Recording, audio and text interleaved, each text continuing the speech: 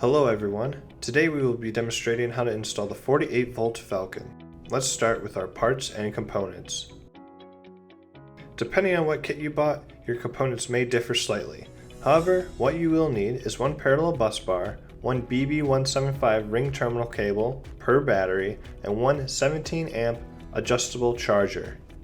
Your kit might also include a digital capacity meter, mounting screws, brackets, and a meter extension cable. Each Falcon you will find a QR code that will take you to the spec sheet. Today, we will be installing one 48 volt Falcon into a golf cart.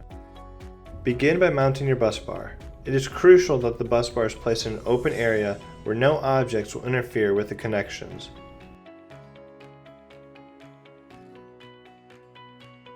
With your bus bar mounted, it is now time to connect your cart's main negative and main positive.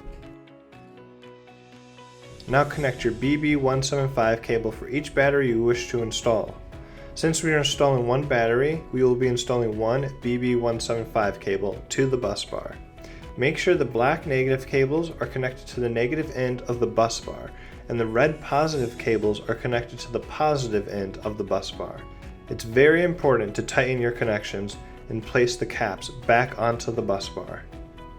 We recommend strapping or bolting your batteries to your cart. You can use our screws and brackets to do so. Make sure your Falcon or Falcons are secure and not touching your bus bar.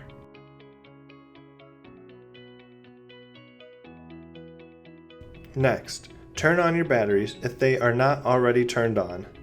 Now plug in your BB175 cable into your battery. Make sure your cable is plugged all the way in, as shown in this example video. If you have two or more batteries in parallel, it is important to make sure that both batteries are turned on by seeing the on button is pushed in. A battery turned off but placed in parallel with the battery turned on will still read the voltage of the battery which is turned on.